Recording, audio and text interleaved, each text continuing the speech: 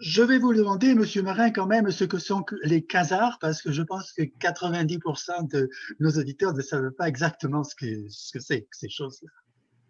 C'est en effet un terme de notre jargon scientifique à nous. C'est un mot anglais qui est une contraction de Quasi-Stellar Radio Astronomical Sources, des quasars, c'est-à-dire des petits points extrêmement lumineux dans notre espace qui correspondent en réalité à des cœurs de galaxies extrêmement lumineuses où il y a le siège de fantastiques phénomènes physiques liés au trou noir supermassif. Mais il faut Oui, savoir… c'est parfait. Allez-y, Oui, que pardon. vous faites aussi autre chose. C'est ça, oui. Oui, qu'est-ce qui vous C'est amène? donc tout ce que vous avez pardon, aimablement présenté fait partie de mon axe de recherche principal en tant que chercheur, membre du CNRS, chargé de recherche au CNRS. Mais il faut savoir aussi que d'un point de vue plus personnel, j'ai une seconde branche de recherche qui se focalise sur l'anthropologie de l'espace lointain. Et par cela, j'entends l'étude de l'exploration humaine de l'espace, que ce soit l'orbite terrestre, avec la station spatiale par exemple, jusqu'au monde, aux exomondes, que ce soit la Lune, Mars, les planètes et les lunes de notre système solaire, voire même les exoplanètes. Oui, voilà. Et là, il y a encore beaucoup de choses, notamment dans l'exploration humaine de l'espace, qui est votre objectif final et central et suprême, si j'ose dire. Il y a encore beaucoup de choses à dire et naturellement, cela fera l'objet d'une autre conférence. Nous allons en dire juste deux mots à la fin peut-être. Mais ce qu'on voit cette année, ce sont de très nombreuses activités assez spectaculaires dans votre domaine de recherche. Il y a eu tout d'abord, l'atterrissage réussi du robot Persévérance sur le cratère Jezero sur la planète Mars et le bon fonctionnement de ces instruments, y compris le spectromètre fabriqué par la France. Et puis, il y a eu le lancement de Thomas Pesquet et de ses coéquipiers vers la station spatiale et plus récemment, ces trois sorties dans l'espace pour réparer et installer un panneau solaire. Je ne sais plus très bien si l'alunissage d'un engin chinois sur la face cachée de la Lune a eu lieu cette année ou l'année dernière. Je crois que c'est l'année dernière. L'Inde aussi, après la Chine, va se lancer dans l'espace avec une capsule qui s'appelle Gaganyaan, emportant trois spationautes. Et les Russes coopèrent désormais avec les Chinois. J'ai l'impression, en revanche, que les activités spatiales russes sont en chute libre. N'est-ce pas votre impression? Il faut savoir que les activités spatiales russes sont complètement différentes depuis la chute de l'URSS. La politique de la recherche spatiale concurrentielle a changé, le paradigme aussi, et les financements sont allés à la reconstruction du pays, principalement donc dans les années 90, même encore aujourd'hui. La recherche russe dans le spatial reste excellente, mais elle ne correspond plus du tout à ce qui se passait dans les années 90, ceux en fait, dont on se souvient, la plupart d'entre nous, ceux qui ont plus de 30 ans. Il y a une grosse focalisation aujourd'hui des moyens de Roscosmos, c'est-à-dire de l'agence spatiale russe, sur le tourisme spatial. C'est l'une des manières possibles d'injecter beaucoup d'argent dans une recherche qui peine à être financée par l'État. Ils ont une très grosse concurrence des pays capitalistes, je pense en particulier par exemple aux USA, où le secteur privé se charge de ce genre de recherche et de l'exploitation de ce filon. On a déjà entendu par exemple les histoires de millionnaires, milliardaires qui sont allés dans l'espace pour une courte durée, un voyage en fait touristique. Et ça, c'est très difficile de les concurrencer. Mais quand même, la Russie possède encore une formidable expertise dans la création de vaisseaux spatiaux habités, les fameux Soyouz dont on a tous entendu parler, qui sont fiables, robustes et peu chers, même s'ils datent d'une époque révolue en termes de technologie. Oui, Pesquet, le français, a voyagé dans une capsule Crew Dragon de SpaceX d'Elon Musk, très célèbre à cause de ses voitures aussi. C'est un missile privé et non plus une fusée russe de Baïkonour comme jusqu'ici. Mais on dit que les Russes vont remplacer leur vieux Soyouz par une nouvelle capsule plus moderne appelée Orkol, je crois. N'est-ce pas? C'est ça. Mais il faut savoir que derrière tout ça, c'est une histoire d'argent. En effet, les lanceurs privés américains, dont vous avez parlé, SpaceX par exemple, sont bien moins chers parce qu'ils sont en partie réutilisables. Et ça, c'est la grande nouveauté apportée par Blue Oui. Origin, SpaceX et autres. Mais l'Agence spatiale européenne, l'ESA, comme l'Agence spatiale américaine, la NASA, et le Roscosmos, travaillent dès aujourd'hui à l'élaboration de nouveaux lanceurs qui sont eux aussi réutilisables. Le gros problème, c'est que les entreprises privées ont un coup d'avance sur nos agences spatiales. Dans le cas des Russes qui nous intéressent, il y a un nouveau lanceur qui est appelé Soyouz 5, qui va effectivement remplacer les anciens lanceurs d'ici la fin de la décennie. Ce Soyouz 5, qui est également connu sous les appellations de Phoenix, oui, ça, Phoenix et Sunkar, va normalement en 2022 approximativement remplacer la fusée Zénith, qui en reprend les dimensions, le système propulsif et les installations de lancement.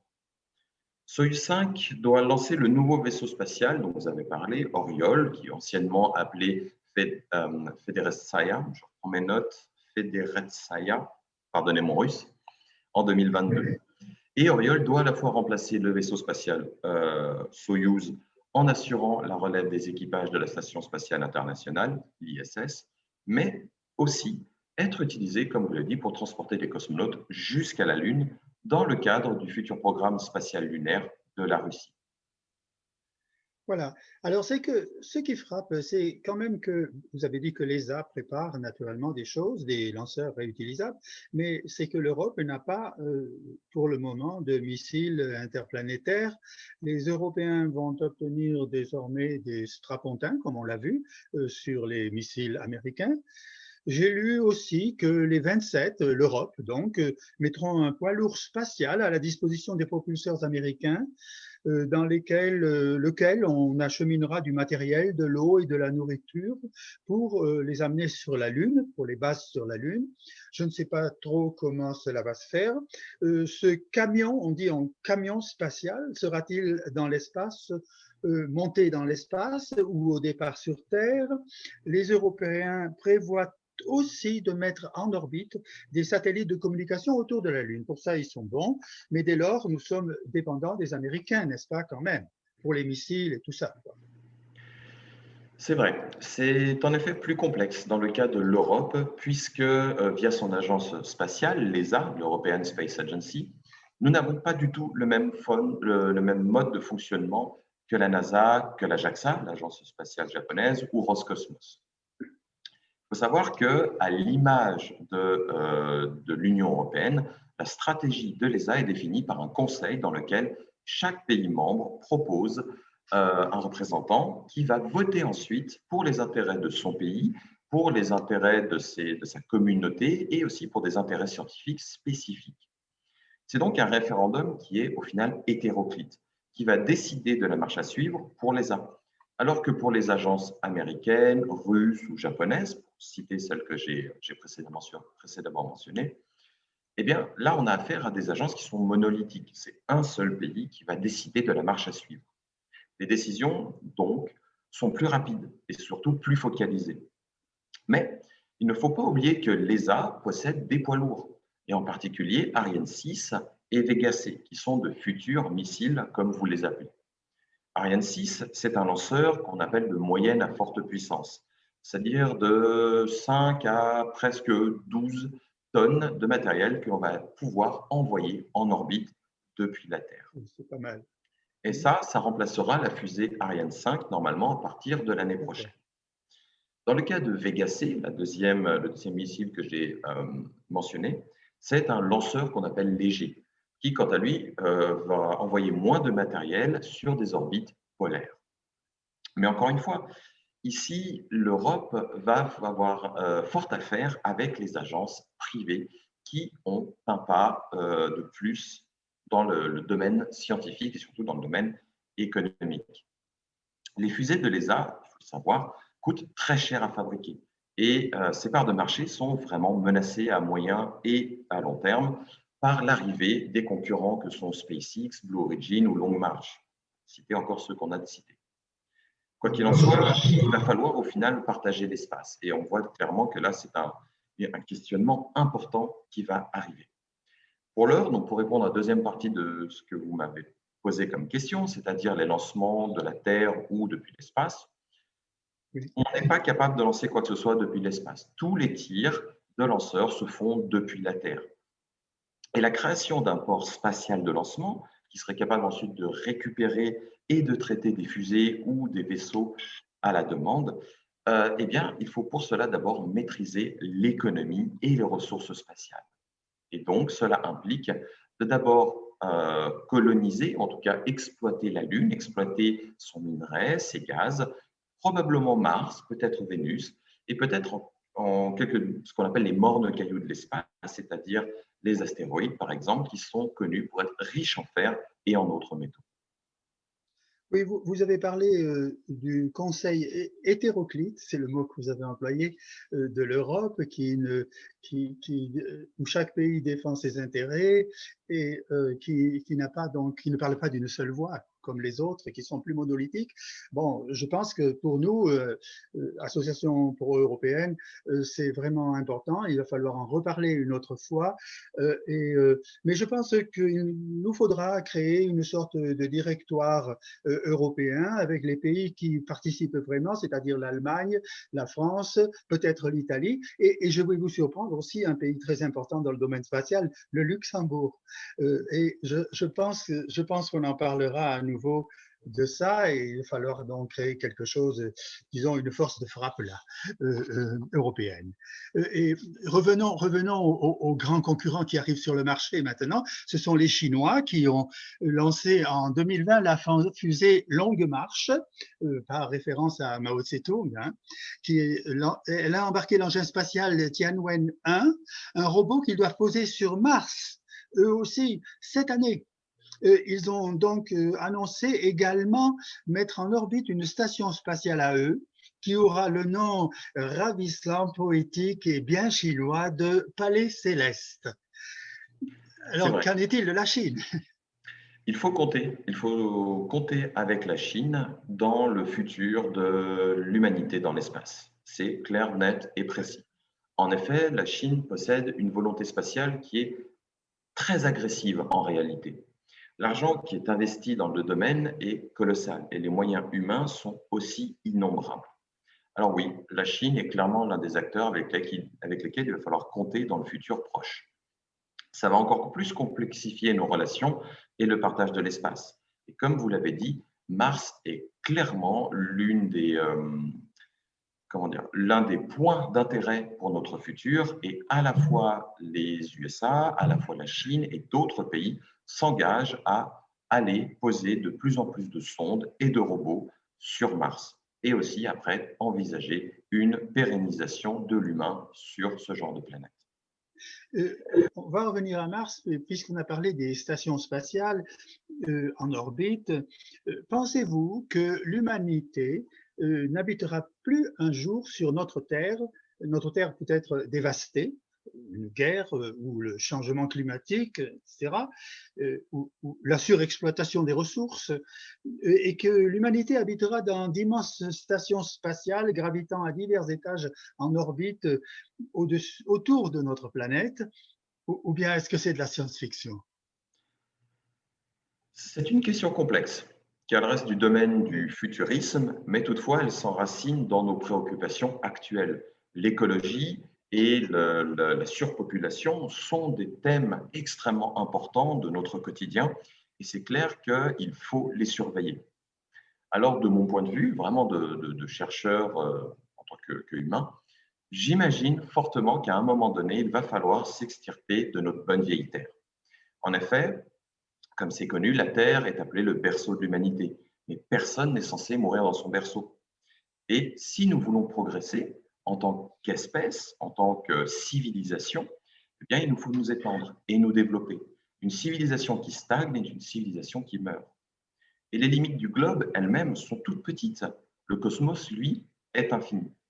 Donc, encore une fois, de mon point de vue, il est fort à parier que le développement de l'humanité sur la Lune, sur Mars ou divers corps célestes, que ce soit des stations spatiales ou des exomondes, deviennent nécessaires dans un futur qui, malheureusement, risque d'être relativement proche, vu, vu les problèmes écologiques et humanitaires auxquels nous faisons face de plus en plus.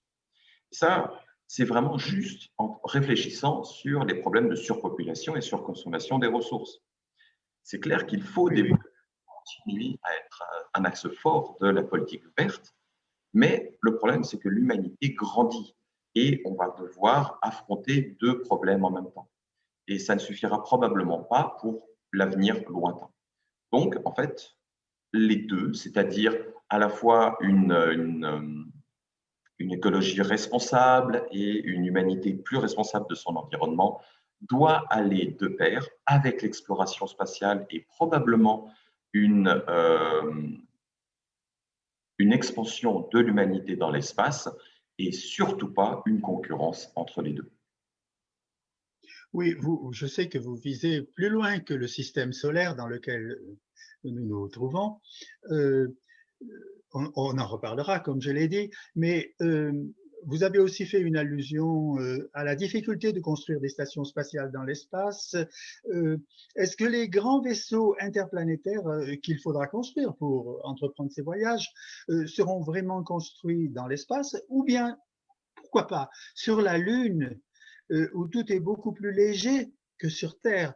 La Lune pourrait-elle servir de station spatiale intermédiaire?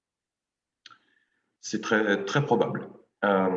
Il est clair que l'on ne pourra pas faire décoller des vaisseaux spatiaux très massifs de la Terre. Ça demande beaucoup trop d'énergie et de ressources. L'unique moyen d'avoir une expansion de l'humanité au niveau du système solaire, voire même plus loin, c'est d'abord d'avoir une station spatiale dans l'espace sur laquelle on va pouvoir créer, recycler et raffiner en fait les ressources du système solaire. La Lune pourrait tout à fait servir de station spatiale intermédiaire, en fait de base. Il nous faut clairement ce port spatial de faible gravité, que ce soit dans l'espace pur ou sur la Lune, encore une fois, très faible gravité, qui soit relativement proche de notre Terre et assez large pour développer l'économie spatiale. La Lune, avec ses richesses en métaux et en gaz, est clairement idéale pour notre projet. De très nombreux projets de développement d'habitats spatiaux qui sont menés par l'ESA ou la NASA, par exemple, voire même des compagnies privées, existent depuis des décennies. S'implanter sur la Lune reste toutefois complexe car il faut propulser dans l'espace beaucoup de matériel. Puis il faut faire avec les conditions rugueuses du sol lunaire, ce qu'on appelle les régolithes. C'est une poudre hyper fine qui n'est pas du tout bonne pour les fondations. C'est construire sur du sable, un sable extrêmement fin. Mais après avoir discuté avec des industriels et des chercheurs dans le domaine, il existe des solutions émergentes, comme par exemple le fait de chauffer des dalles de régolithes pour former une sorte de béton plus solide, compact et durable sur lequel on va pouvoir créer des structures sur la surface lunaire. Donc,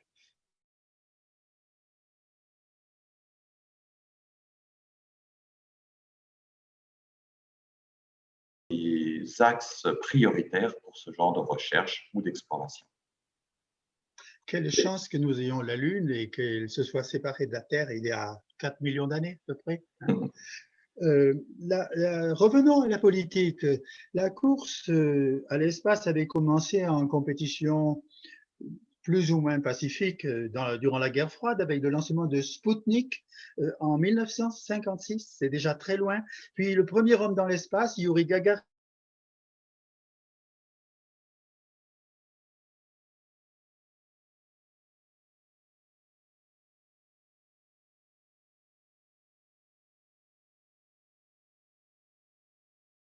Mars. Vénus n'est-elle pas encore plus inhospitalière que Mars? Qu'est-ce qui est arrivé à cette pauvre planète qu'on appelle si joliment Vénus? Beaucoup de questions en une question. Alors, j'aimerais Oui, rajouter rapidement à cet exposé très succinct de l'histoire de l'exploration spatiale la première femme dans l'espace, Valentina Tereshkova, qui est allée 2 ans après Yuri Gagarin dans l'espace et qui est restée beaucoup plus longtemps. Un oui, prodige incroyable. la Et première femme dans effectivement, l'espace.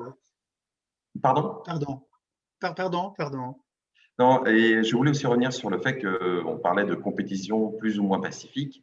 Oui, clairement, il y a eu une compétition pacifique, pas du tout. En réalité, à l'époque de la guerre froide, il faut se souvenir que le but premier était de placer des missiles dans l'espace pour pouvoir les tirer partout sur la Terre, ou à l'inverse, créer un bouclier protecteur de contre-mesure pour détruire les missiles de la nation opposée. Et en plus, c'est quelque chose qui est relativement peu connu, les toutes premières stations spatiales n'étaient pas américaines, c'était certainement pas la station Mir non plus, mais c'était des stations secrètes soviétiques qui s'appelaient des stations Salyut. Elles étaient militarisées et avaient pour but d'observer la Terre pour pouvoir déterminer les meilleures conditions pour les champs de bataille, par exemple. Mais toute cette période complexe et charnière dans notre histoire récente a clairement joué un rôle important dans l'exploration spatiale, comme vous l'avez souligné. Les Soviétiques, devant la conquête lunaire des Américains, ont en effet décidé de ne pas aller explorer Mars, puisque c'était le second objectif des USA, mais plutôt d'aller envoyer des sondes sur Vénus. Ce programme s'appelait le programme Venera et il constituait un enjeu qui était autant politique que scientifique pour l'URSS. Les sondes spatiales du programme Venera ont progressivement, parce qu'ils l'ont fait, ils ont envoyé de nombreuses sondes, dévoilé la structure de l'atmosphère et certaines caractéristiques du sol de Vénus. Et à mon sens, ce programme spatial constitue l'un des plus grands succès de l'astronautique soviétique dans le domaine de l'exploration du système solaire. Alors, pourquoi Mars plutôt que Vénus, comme vous l'avez dit? Vénus a certaines similarités avec la Terre qui rendraient sa colonisation, ou au moins peut-être son exploitation, plus facile sous certains aspects. Ces similarités et sa proximité physique avec la Terre ont fait que Vénus a souvent été surnommée la sœur jumelle de la Terre. J'irai pas jusque-là, très honnêtement. Elle a une plus forte gravité que Mars, certes, donc on va éviter quelques problèmes typiques que l'on observe sur la Station spatiale internationale, comme par exemple la décalcification des eaux. Elle a une atmosphère plus épaisse que Mars, qui va protéger des rayons X et des rayons UV qui naturellement vont abîmer le corps humain, par la présence de cancer, par exemple. Et comme je l'ai dit, elle est physiquement plus proche, donc c'est plus rapide, moins coûteux et moins technologiquement complexe d'aller sur Vénus plutôt que d'aller sur Mars. Mais cela reste quand même fort complexe. En effet, la surface de Vénus est extrêmement chaude, avec des températures dans les plaines vénusiennes qui peuvent atteindre les températures de 500 degrés Celsius, c'est-à-dire plus élevées que la température de fusion du plomb. Vous voyez tout de suite que nos vaisseaux, ou en tout cas nos colonies, mettons des colonies minières, souffriraient énormément de ces hautes chaleurs. De plus, la pression atmosphérique à la surface est environ 90 à 100 fois celle de la Terre en fonction de où on se trouve sur Vénus. Ce qui équivaudrait en fait à se placer dans les océans à 1 kilomètre de profondeur sur la Terre. On voit tout de suite qu'on a des problèmes de compression. Et ces conditions font justement que la durée de vie des engins et des sondes spatiales Venera a été extrêmement faible. Les sondes Venera 5 et Venera 6, par exemple, ont été écrasées par la pression de la surface, de l'atmosphère de Vénus à 18 km au-dessus de sa surface. Il a fallu attendre des sondes Venera 7 et 8 pour réussir à transmettre depuis la surface, mais des transmissions extrêmement brèves, puisque à cause de l'atmosphère brûlante et corrosive de la planète, les sondes ont été complètement détruites en moins d'une heure. L'accès aux matériaux de la surface, à l'usage par exemple d'une colonie située dans la haute atmosphère serait donc un véritable problème pour Vénus. Et je ne parle pas encore des nombreux autres problèmes de l'atmosphère corrosive et oppressive de Vénus, comme l'absence par exemple d'eau. Donc, il n'y a aucune chance de ce côté. Pour rester un peu dans la politique, je crois que les Russes ont signé avec les Chinois un contrat pour l'exploitation en commun de la Lune, en particulier d'un minerai ou d'un gaz qui s'appelle le lithium et qui serait abondant sur notre satellite. Ce gaz peut servir à la fusion nucléaire créatrice d'énergie illimitée. Avez-vous vu cela? Oui? Alors, je crois qu'il s'agit surtout, de ce que j'ai vu, d'un projet de collaboration pour établir une base internationale, comme la Station spatiale internationale, mais cette fois sur la Lune, pour ensuite en exploiter les ressources pour des projets scientifiques, entre autres. La fusion, par exemple, de la matière, pour pouvoir effectivement supplémenter et complètement complètement enlever le parc nucléaire de la Terre. Mais honnêtement, je ne suis pas assez versé dans le domaine de la politique et je ne suis pas certain d'avoir entendu parler de cet accord très précisément. Mais de toute manière, là, on aborde un autre type de question, celle de la légalité dans l'espace. Et ça doit être réglé avant tout. Il y a déjà des projets de légifération de l'espace proche, mais qu'en est-il de l'espace plus lointain, la Lune, Mars, le système solaire et plus loin encore? À qui appartient la Lune? À qui appartiennent les ressources que l'on va exploiter de la Lune? À tout le monde? C'est utopique. Au pays qui s'y pose et qui va forer, qui investit de l'argent, des moyens, de l'énergie, des hommes, qui peuvent d'ailleurs tout à fait décéder dans l'espace. Est-ce que c'est à eux que le minerai va revenir? Et si c'est une entreprise privée qui dépasse donc le cadre d'un seul pays, quel pays ou quel ensemble de pays va être représentativement,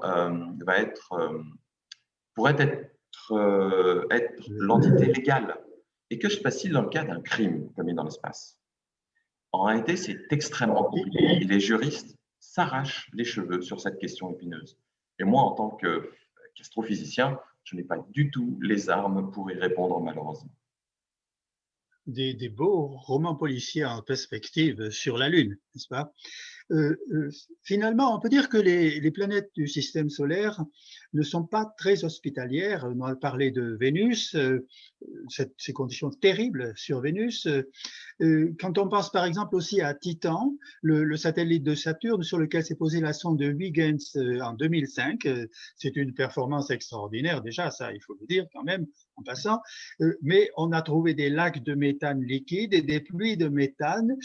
C'est pas très bon pour la santé, je crois. Mars non plus n'est pas de tout repos, avec des tempêtes, etc. Et puis pas d'atmosphère. J'avais lu il y a une vingtaine d'années un livre sur la terraformation de Mars. Croyez-vous que l'homme pourra vivre sur Mars? C'est complexe. Il faut d'abord savoir que la terraformation reste hypothétique. Nous ne savons pas, à l'heure actuelle, terraformer. Nous n'avons pas la technologie, les ressources ou l'énergie pour arriver à ce genre de gigantesque projet qui, de toute manière, d'après les quelques hypothèses que nous avons pu émettre, prendrait plusieurs dizaines de milliers d'années. Et malheureusement, aucune planète locale, c'est-à-dire de notre système solaire, n'est hospitalière à l'heure actuelle pour l'humain. Mars l'était il y a des millions d'années de cela, lorsqu'elle était recouverte d'eau, mais ce n'est plus le cas comme nous le savons. Mars n'est pas beaucoup mieux que le reste en réalité. Il n'y a pas ou peu d'atmosphère, comme vous l'avez dit, il y a un sol ferreux et fin qui empêche la culture, il y a une gravité insuffisante pour y survivre à très long terme, sauf si on doit s'adapter via des colonies multigénérationnelles. Et créer une colonie sur Mars, c'est complexe, mais c'est nécessaire pour de nombreuses raisons qui sont à la fois scientifiques, biologiques, humaines, économiques, et tout simplement pour la pérennisation de notre espèce. Mais par contre, c'est un processus et un projet qui est très complexe, qui va demander énormément de réflexion, et il faut y compter soit rester très peu de temps pour faire quelques analyses et repartir, comme ce que l'on a fait sur la Lune, soit y rester tout le reste de sa vie. Donc, en fait, des projets à très long terme pour l'humanité. Donc, il faut faire ce que nous faisons actuellement, c'est-à-dire remplacer l'homme sur ces planètes par des robots. Peut-on imaginer des planètes solaires peuplées de robots qui nous ramèneront des choses qu'elles trouveront là-dessus? Chose amusante, Mars, elle, est une planète peuplée de robots à l'heure actuelle. En effet, nous avons nos sondes dessus. Mais bon, mettons la blague à part, les robots sont effectivement nécessaires pour nous servir d'éclaireurs, mais en aucun cas, ils ne pourront être remplacés, enfin en aucun cas plutôt, nous ne pourrons être remplacés par des robots. Le propre de l'humain, c'est à la fois son adaptabilité et sa curiosité. Et ça, c'est des choses que les robots ne peuvent pas encore reproduire.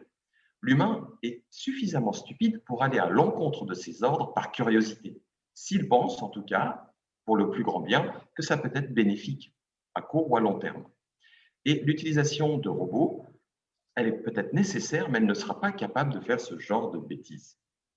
Mais malheureusement, donc, comme je dis, elle sera nécessaire parce que plus les vaisseaux, plus les stations spatiales, plus les colonies seront grosses, plus le taux de défaillance mécanique par seconde sera grand.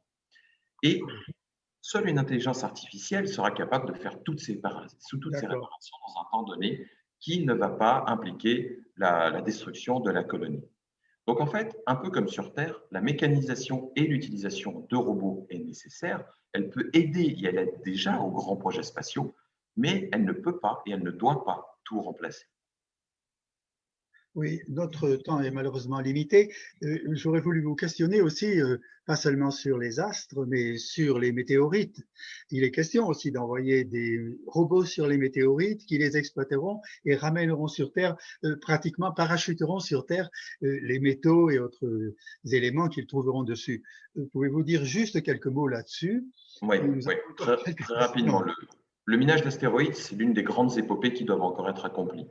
Et l'ESA, la NASA y pense. On va d'ailleurs envoyer, dans le cas du programme Discovery, une sonde qui s'appelle Psyche, qui va aller sur 16 Psyche, un astéroïde que l'on pense être un vestige de noyau ferreux d'une ancienne protoplanète. Et l'objectif est en fait de caractériser la surface de cet astéroïde, en faire peut-être même prélever des échantillons pour les ramener, pour pouvoir déterminer en fait à la fois les origines planétaires ou non d'ailleurs de cet astéroïde, mieux comprendre la formation de notre système solaire et surtout nous déterminer si ce sera rentable ou pas de faire du minage d'astéroïdes. Mais il y a de grandes chances que ce soit le cas. Oui. De toute manière, vous avez indiqué déjà, l'intelligence artificielle va jouer un rôle très important parce qu'elle combine plus vite et infiniment plus fort, plus d'éléments que le cerveau humain. Et je pense là que nous entrons dans votre domaine de prédilection, c'est-à-dire le calcul des grands voyages spatiaux, le guidage des grands voyages spatiaux. Euh, oui, Oui, il faut oui, savoir de toute façon que le calcul des trajectoires et des manœuvres des vaisseaux spatiaux, ou d'ailleurs même des avions, maintenant des voitures, avec par exemple les Tesla, eh bien, tout cela, ça a été confié il y oui, a depuis très longtemps aux ordinateurs. De ce point de vue-là, rien ne va changer. L'ordinateur, les intelligences artificielles, les robots sont des outils pour l'humain. Il faut savoir les manier correctement et ils sont extrêmement utiles. Mais ils ne remplaceront jamais complètement l'humain pour l'exploration. Imaginez tout simplement si l'on avait remplacé Christophe Colomb par un robot. Auriez-vous cru à l'époque à ce nouveau continent? Ça n'a pas la même portée oui, humaine à l'échelle de notre humanité. oui. Si un humain va dans l'espace, loin, l'espace lointain, ou si ce sont uniquement des robots. Ils doivent être des éclaireurs, non pas des explorateurs. Et après, moi, dans mon cas, donc, vous abordiez le sujet en fait des vaisseaux lointains, c'est effectivement quelque chose sur lequel, enfin, c'est une préoccupation de l'un de mes domaines de recherche, celui de comment aller encore plus loin que notre système solaire, c'est sûr. Oui, alors ces voyages-là seront naturellement très très longs. On pense que ça peut prendre des dizaines, soit des centaines même d'années.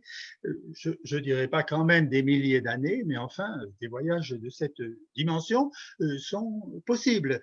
Vous travaillez donc dans un domaine transgénérationnel, n'est-ce pas, plusieurs générations, en ce sens que vos arrière-petits-enfants verront peut-être partir les missiles sur lesquels vous travaillez actuellement. Euh, et est-ce que vous, à quelle constellation, à quel voyage pensez-vous plus précisément? Sur quoi travaillez-vous? Euh, alors, c'est vrai que je travaille dans un domaine qui a commencé des milliers d'années avant moi, avec les grands philosophes grecs, par exemple, et qui continuera bien après ma mort. Et tout ça, en fait, c'est simplement à l'échelle, à l'histoire de notre univers. L'univers existe et a existé bien avant nous et existera bien après nous, petite humanité. Mais ce qui m'intéresse, moi, c'est de voir comment cette toute petite humanité pourrait éventuellement un jour aller voir un peu plus loin que le bout de son nez. Et je travaille, comme on l'a dit au début de cette interview, sur l'exploration spatiale humaine, sur des périodes et des échelles qui sont supérieures à celles de la simple durée de vie, de l'espérance de vie d'un humain lambda. Je travaille sur ce qu'on appelle les vaisseaux mondes et les populations multigénérationnelles, c'est-à-dire ces vaisseaux qui sont alors encore d'aujourd'hui hypothétiques, mais qui serait capable fondamentalement d'envoyer une population, plusieurs centaines, voire quelques milliers de personnes, dans l'espace pour but de découvrir, exploiter, coloniser une autre planète, une exoplanète, puisque là on va parler d'une planète qui n'est pas dans notre système solaire, mais qui va orbiter autour d'une autre étoile que notre Soleil. Et ma recherche Oui, consiste à comprendre… Pardon. je vous coupe parce que je sais, je sais à quoi vous pensez. Vous pensez, vous nous l'avez déjà dit lors de deux conférences, exposés que vous avez fait, l'un au lieu d'Europe et l'autre à la Villa Schützenberger. Vous pensez à la constellation, aller sur la constellation, dans la constellation, pardon, du Centaure. C'est toujours votre objectif? Effectivement, ça fait partie d'un des domaines de recherche, enfin de mon domaine de recherche, dans le sens où on a considéré une étoile qui s'appelle Alpha du Centaure, qui est en réalité l'étoile la plus proche de la Terre. C'est l'autre étoile, on rappelle, notre Soleil est une étoile à peu près comme les autres, et bien l'étoile la plus proche, Alpha du Centaure, nous savons qu'elle possède au moins une exoplanète qui serait potentiellement, et je mets de très gros guillemets, vaguement similaire à la Terre, c'est-à-dire tellurique, avec une certaine forme de gravité. Il y aurait peut-être de l'eau à sa surface. Et l'idée, c'est de déterminer si et comment nous pourrions aller jusque-là. Et en fait, je dirige une petite équipe de recherche qui s'appelle l'équipe Héritage, et nous faisons des simulations numériques de population avec toutes les contraintes liées à une isolation forcée dans l'espace, mais ça pourrait très bien être sur une île quelque part, de cette population et voir si et comment cette population peut survivre isolée ainsi pendant des décennies, des centaines d'années, pour arriver ensuite avec un vaisseau hypothétique sur Proxima Centauri B, cette fameuse planète. Et en fait, c'est une équipe de recherche qui est bénévole. Nous sommes tous chercheurs dans nos domaines différents, mais nous travaillons ensemble bénévolement sur ce projet qui manque à l'heure actuelle cruellement d'expertise scientifique dans les sciences humaines et les sciences sociales. C'est pour ça d'ailleurs que nous invitons en règle générale toutes les personnes qui ont de très bonnes idées ou un intérêt particulier pour ce genre de recherche et qui voudraient travailler avec nous, pourquoi pas, à nous contacter.